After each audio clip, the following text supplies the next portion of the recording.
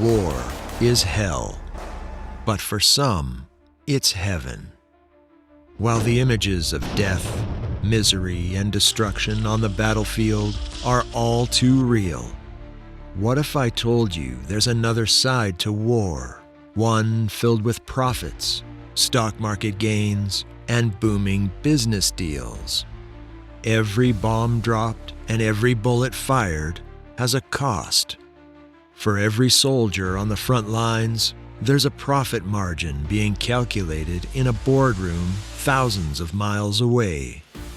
This is the story of the business of war, and why, in today's world, it's not just about survival, but about profit. First things first, let's talk numbers. The global defense sector alone generates over $2 trillion every year, more than the GDP of entire nations.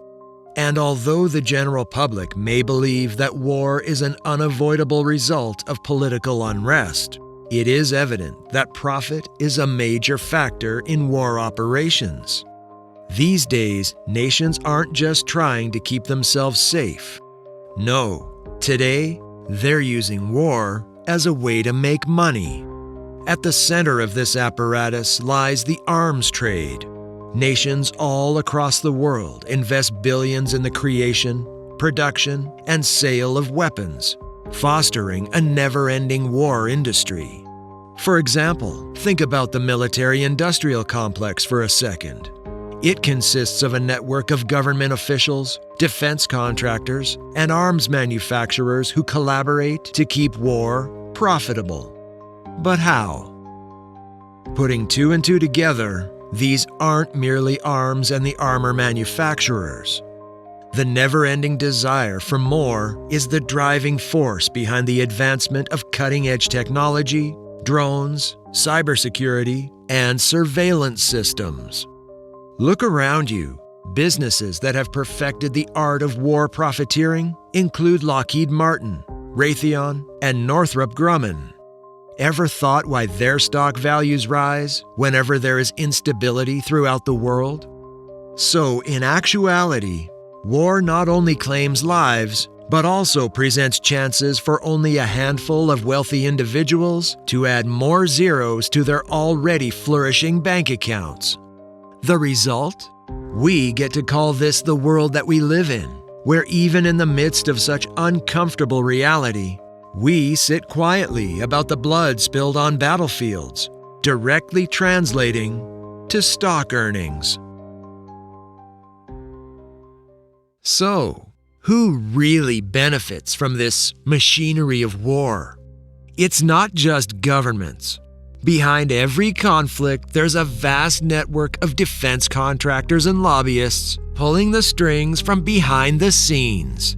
They collaborate closely with governments to advance laws and policies that directly enhance their financial interests.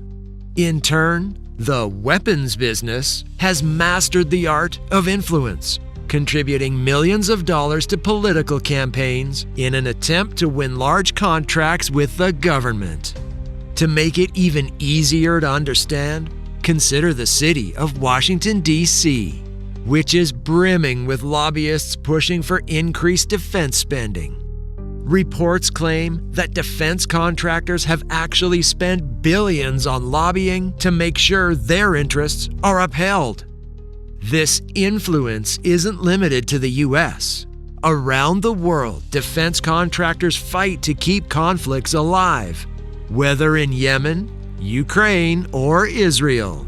The longer the wars, the more money there is to be made.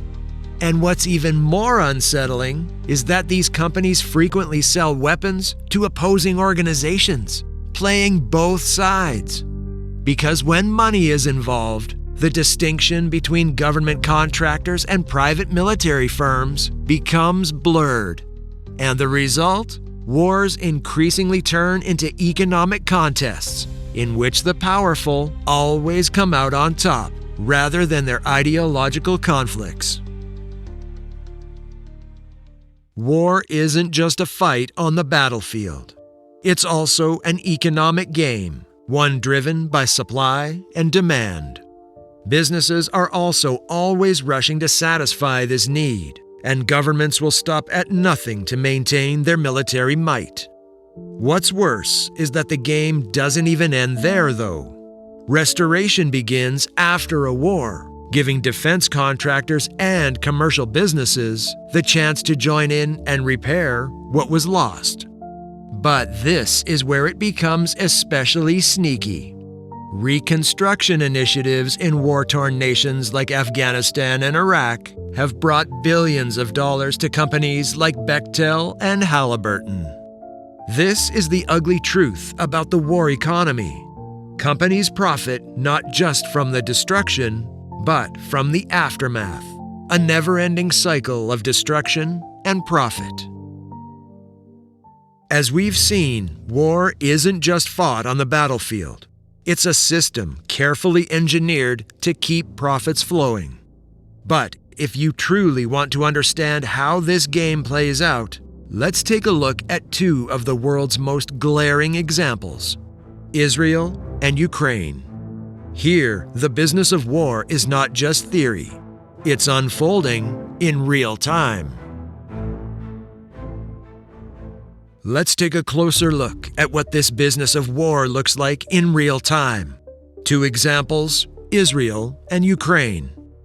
These wars have not only changed the political climate, but they've also opened up enormous business opportunities for defense contractors and arms manufacturers. Arms sales have increased dramatically as a result of the conflict in Ukraine, with nations rushing to offer military assistance and businesses quietly vying for large contracts. Meanwhile, in Israel, defense exports have skyrocketed. The Israeli defense industry has thrived on prolonged regional conflicts, becoming one of the world's largest arms suppliers. So not only do arms sales contribute to the cycle of violence, but also political agreements, economic sanctions, and lobbying activities. Naturally, war is a worldwide industry that benefits firms beyond national boundaries. But it also raises the question: what if war was just as profitable as peace? If there were financial incentives to sustain peace, could we be able to change the dynamics of international conflict? It's an interesting issue, but in a world where going to war appears like a more profitable option, the answer is still mostly unknown. If you're trying to do the math on how costly war can get, well, it's just not possible to put a number down, because even while governments and corporations tally their earnings, the human cost of war is incalculable.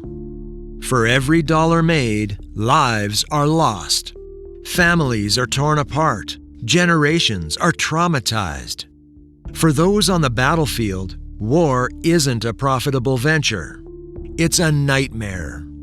Veterans return home with PTSD, physical wounds, and shattered lives, and they are often ignored by the same system that profits from their sacrifice. So is there any chance that peace will end up being more profitable than war? Although it may seem unattainable, attempts are being made to sabotage the military industry.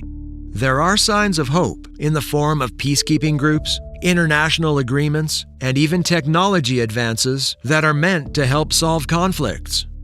But the truth is that the war economy is so well established that ending the cycle will require a dramatic change in both strategy and perspective.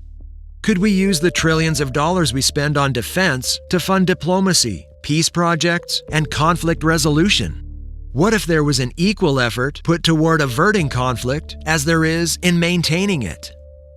But for now, the business of war is booming, and there's nothing to stop it.